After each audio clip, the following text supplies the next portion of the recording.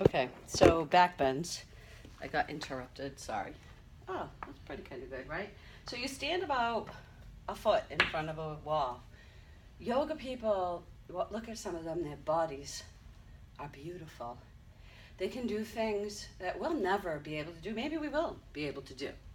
But right now, I look at some of the poses that they make, and I have things that I don't know if I'll ever be able to. But looking at them, I see such beauty and elegance and grace. And so I'm like, okay, what can I do to make this accessible? We can still gain the same kind of benefits without having to go to a full back bend on the ground because, I'm not really ready for that. So this is my modification for back bends. Back bends are awesome to do. They're posture correction. They help align, they help your whole spine. When you can release the right muscles, if you listen to the cues and you lengthen and elongate and allow your body to be in perfect posture, it's like, it's such a release.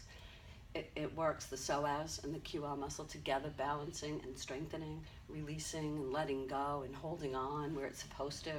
You have to use your quads properly, the feet, everything. It's a very good biomechanical movement.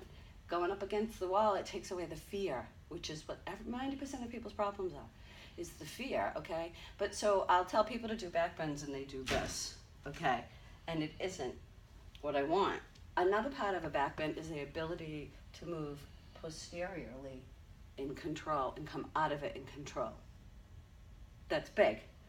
Think of sports, think of all kinds of, anything. You go to fall, you need to stop. You want to make a quick change of direction, you're running, you might have to do this. That's a posterior kind of motion. It's multiplanar, but now that I've babbled, you need strength in this. So the first part of it is perfect posture. So it's the wall, step against the wall, bring your head, your shoulders, your heels, and it's very hard. You have to go from that full tilt that I talk about all the time. And you need to add almost a very subtle tuck to get your shoulders. You have to play with this. All right, perfect posture. I'm going to step out from perfect posture. See, that's perfect posture. Now I'm going to try to relax, but yet stay eccentrically contracted.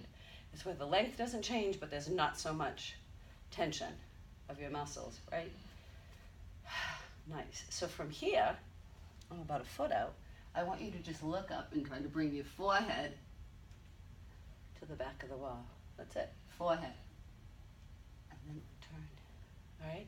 When you can bring your forehead, I want to walk out. Sorry. You take your hands like this. All right? See this close, tight thing? It's like in a lot of your Olympic lifts, it's elbows back, elbows up, and up. Okay? We do stretches for all of this. I'll show you after. Right? Bring your forehead and bring your hand. See that? That's a lift at the rib cage. Right at the belly, breathe. And you're pushing not out too much. You're going back. Nice. Now, walk your hands down and go a little further. As you start coming deeper and your heels start lifting, that means you need to walk away a little bit. It means you're getting stronger, right? So it's this. Look, hold your hand away like that if you have to, and bring your head back. And hold on and relax. Get those legs as straight as you can. All right, and always maybe do the opposite. This is your back bend series. Right, nice, come up. Now go and do. And now I'm gonna tell you, I can't do a back bend, but I can do this.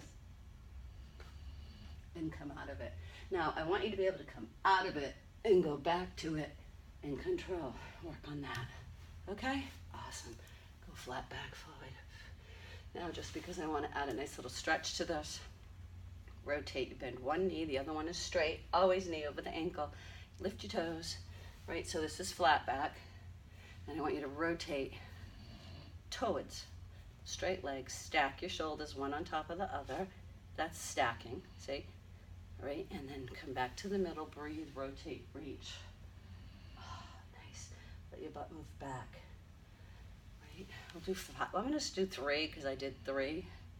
1, 2, 3. Breathe. Breathe. So when I say 5, right, everything in 5s. So 5 back bends is a lot for your first time. And so I just did 3. You can bind, which is just reach your hand around behind you, the upper hand. You bring the palm faces away from you. Top of your hand goes in your back. Come up, reach one more, switch, you'll see you bind like this. Breathe out, nice stack. Go as low as you can. Okay, so one more back bend. I'm gonna step way out. There I go with my little pull, sorry. So I stepped out 2 feet, because this is where I'm at right now. I can do a back bend, but I can't go to I can go to the ground, breathe, and I can come up out of it. Stand, always do the opposite.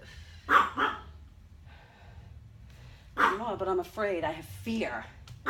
Fear is such an awful thing. I'm working on it, but I get it. That's the other thing we have to work on. I have to tap and say, even though I have this fear that I'm not strong enough, I completely love and respect myself. That'd be a whole nother thing. So there, back bends, see? See that lift, that length, and it should feel good. For every yin, there's a yang, which is why I have you do the front. All right, now you can even up this, for example. I'll make sure we're on, yeah. All right, I'm learning all this. I'm hoping this is good. So you're gonna stand, perfect posture, right? Even close, you go wide-legged. You know, you can modify this. Come and do your back bend here, right now. Hold this for 5, 4, 3, 2, 1, and come out of it. You can do that. All right, and come all the way forward with the open leg, and you can still do a rotate if it's tight. You don't have to have one straight. You know, a lot of this is working, and it's a progress. If you can just come up and stand in perfect posture and hold that for 5 seconds, that's awesome, right? So don't beat yourself up, do what you can. Peace out.